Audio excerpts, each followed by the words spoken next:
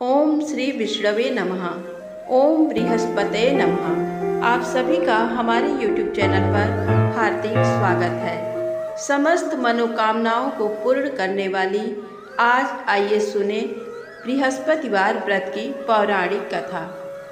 भारतवर्ष में एक प्रतापी और दानी राजा राज्य करता था। वह नित्य गरीबों और ब्राह्मणों की सहायता करता था। ये बात उसकी रानी को अच्छी नहीं लगती थी। वह न ही गरीबों को दान देती, न ही भगवान का पूजन करती थी और राजा को भी दान देने से मना किया करती थी।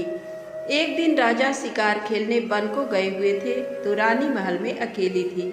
उसी समय बृहस्पति देव साधु वेश में राजा के महल में भिक्षा के लिए गए और भिक्षा मांगी। रानी ने भिक्षा देने से इनकार किया और कहा, हे साधु महाराज, मैं तो दान पुण्य से तंग आ गई हूँ। मेरे पति सारा धन लुटाते रहते हैं। मेरी इच्छा है कि हमारा धन नष्ट हो जाए, फिर ना रहेगा बांस, ना बजेगी बांसुरी।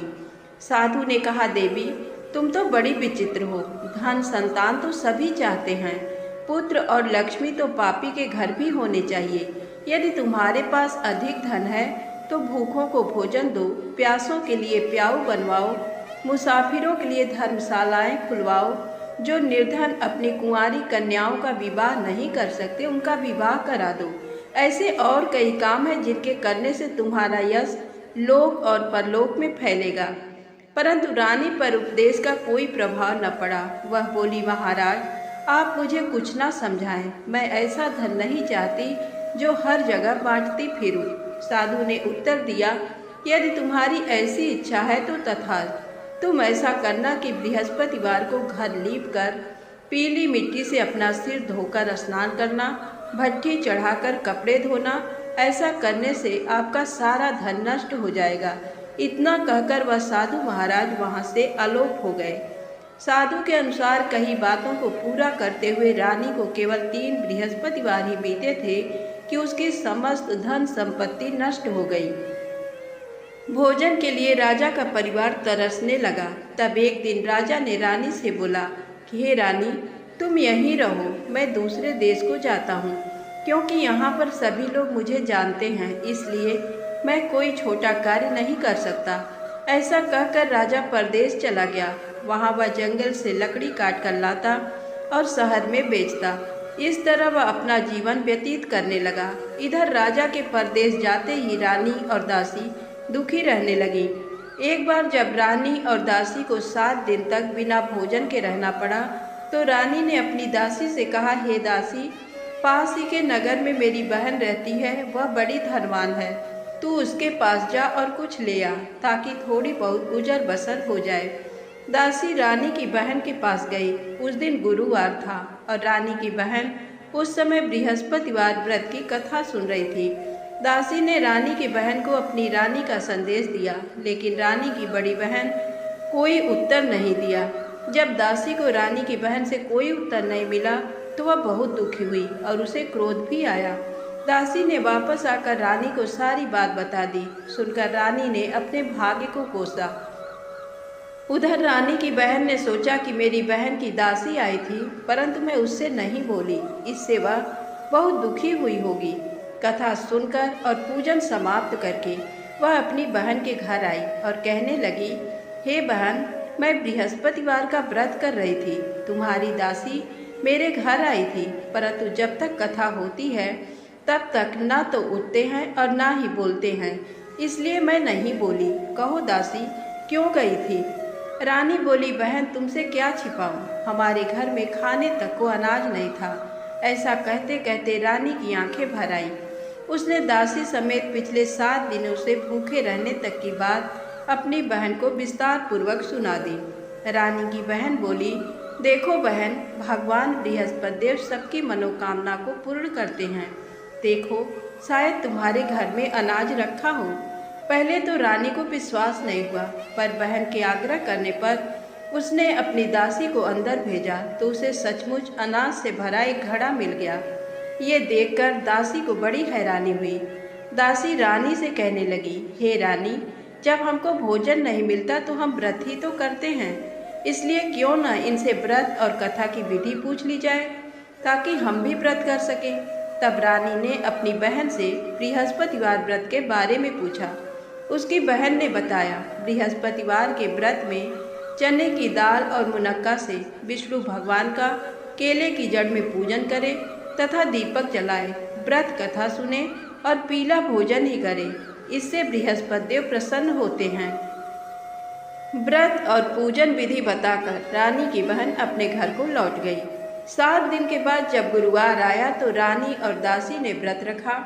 घुड़साल में जाकर चना और गुड़ लेकर आई, फिर उससे केले की जड़ तथा विष्णु भगवान का पूजन किया। अब पीला भोजन कहाँ से आए, इस बात को लेकर दोनों बहुत दुखी थे। क्योंकि उन्होंने व्रत रखा था, इसलिए बृहस्पति देव उनसे प्रसन्न थे। इसलिए वे एक साधारण व्यक्ति का रूप धारण कर 2 थालों में सुंदर पीला भोजन दासी को दे गए। भोजन पाकर दासी प्रसन्न हुई और फिर रानी के साथ मिलकर भोजन ग्रहण किया। उसके बाद वे सभी गुरुवार को व्रत और पूजन करने लगी।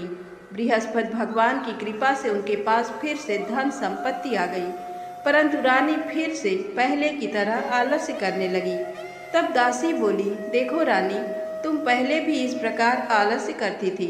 तुम्हें धन रखने में कष्ट होता था, इस कारण सभी धन नष्ट हो गया।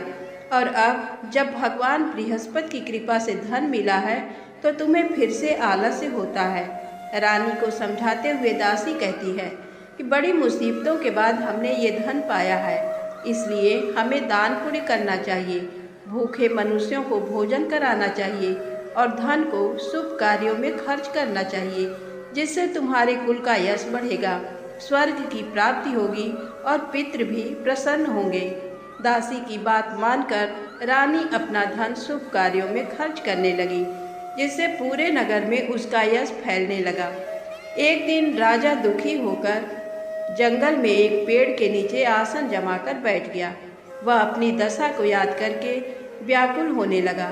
बृहस्पतिवार का दिन था। एकाएक उसने देखा कि निर्जन वन में एक साधु प्रकट हुए। वह साधु वेश में स्वयं बृहस्पति देवता थे। लकड़हारे के सामने आकर बोले, हे लकड़हारे, इस सुनसान जंगल में तू चिंता मग्न क्यों बैठा है? लकड़हारे ने दोनों हाथ जोड़कर प्रणाम किया और उत्तर दिया, महात्मा जी, आप सब कुछ जानते हैं, मैं क्या कहूँ? ऐसा कहकर रोने लगा और साधु को अपनी आत्मकथा सुनाई। महात्मा जी ने कहा, तुम्हारी स्त्री ने बृहस्पति के दिन बृहस्पति भगवान का निरादर किया है, जिसके कारण रुष्ट होकर उन्होंने तुम्हारी ये दशा कर दी। अब तुम चिंता को दूर करके मेरे कहने पर चलो तो तुम्हारे सब कष्ट दूर हो जाएंगे और भगवान पहले से भी अधिक संपत्ति देंगे। तुम बृहस्पति के दिन कथा किया करो, 2 पैसे के चने मुनक्का लाकर उसका प्रसाद बनाओ और शुद्ध जल से लोटे में शक्कर मिलाकर अमृत तैयार करो। कथा के पश्चात अपने सारे परिवार और सुनने वाले प्रेमियों में अमृत व प्रसाद बांटकर आप भी ग्रहण करो। ऐसा करने से भगवान तुम्हारी सब मनोकामनाएं पूरी करेंगे।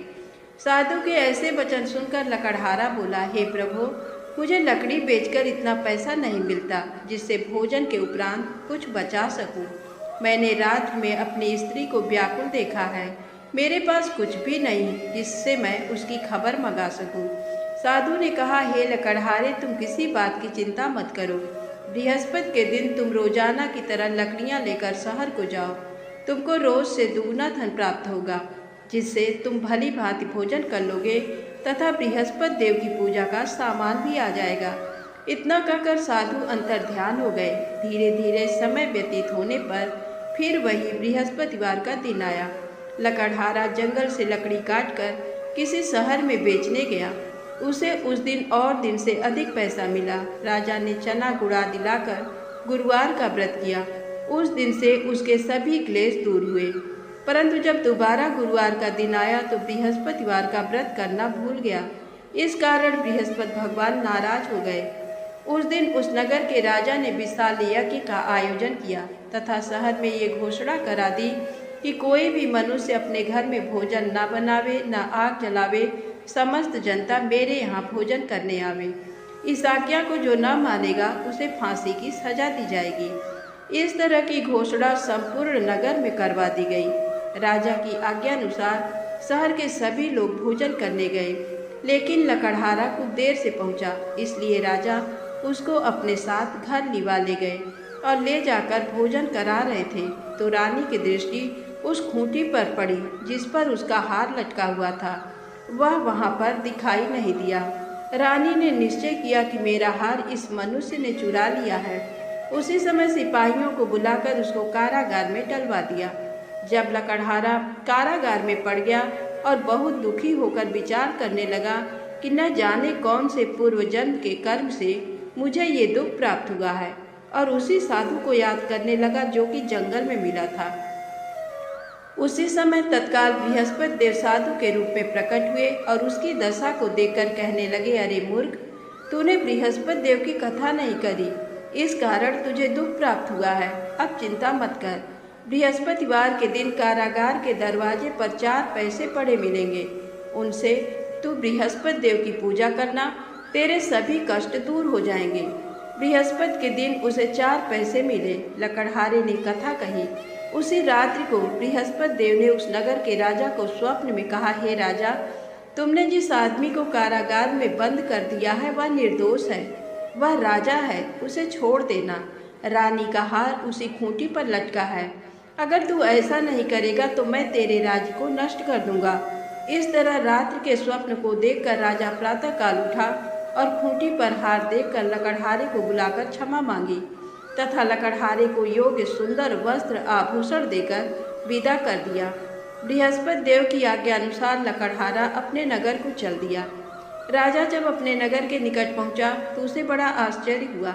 नगर में पहले से अधिक बाग, तालाब, कुएं तथा बहुत सी धर्मशाला, मंदिर आदि बन गए हैं। राजा ने पूछा, ये किसका बाग और धर्मशाला है? तब नगर के सब लोग कहने लगे, ये सब रानी और बांदी के हैं। तो राजा को आश्चर्य हुआ और गुस्सा भी आया। जब रानी ने ये खबर सुनी कि राजा आ रहे हैं तो उन्होंने बांदी से कहा कि हे दासी, देख, राजा हमको कितनी बुरी हालत में छोड़ गए थे। हमारी ऐसी हालत देखकर वह लौट न जाए, इसलिए तू दरवाजे पर खड़ी हो जा। आज्ञानुसार दासी दरवाजे पर खड़ी हो गई। राजा आए तो उन्हें अपने साथ लिवा लाई। तब राजा ने क्रोध करके अपनी रानी से पूछा कि ये धन तुम्हें कैसे प्राप्त हुआ? तब उन्होंने कहा, हमें ये धन बृहस्पति देव के इस व्रत के प्रभाव से प्राप्त हुआ है।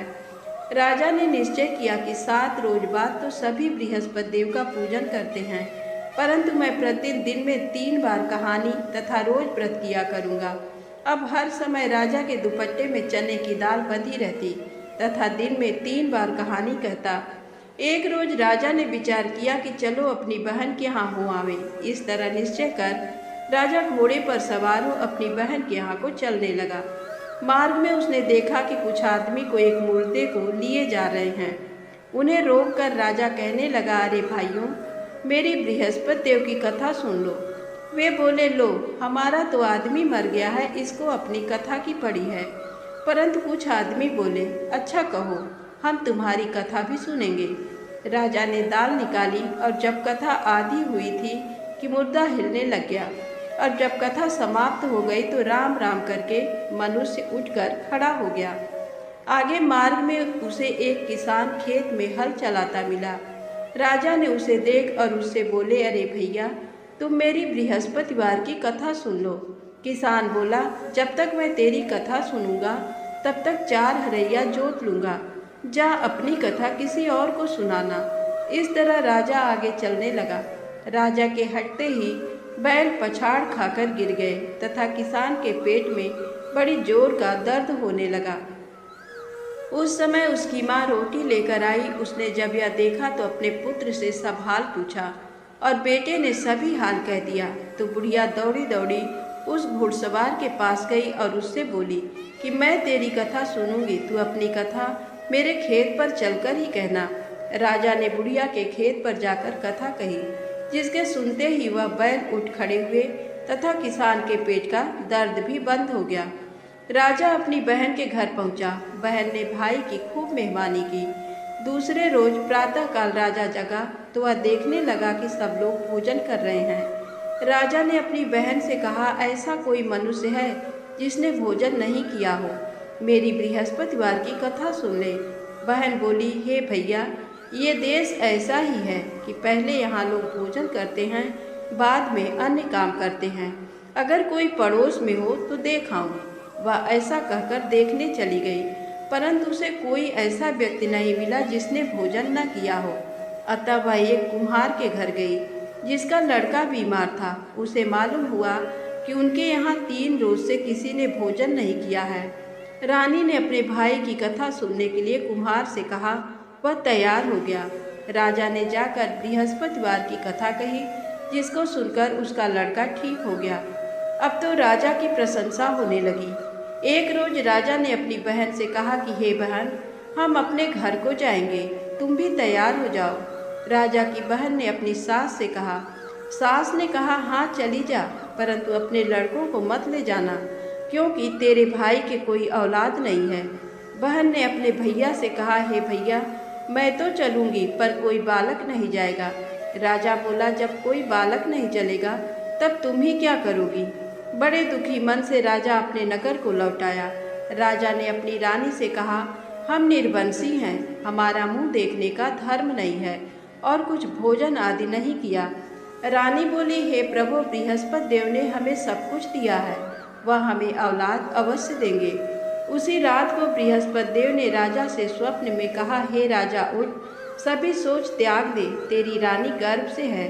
राजा की ये बात सुनकर बड़ी खुशी हुई। 9वें महीने में उसके गर्भ से एक सुंदर पुत्र पैदा हुआ।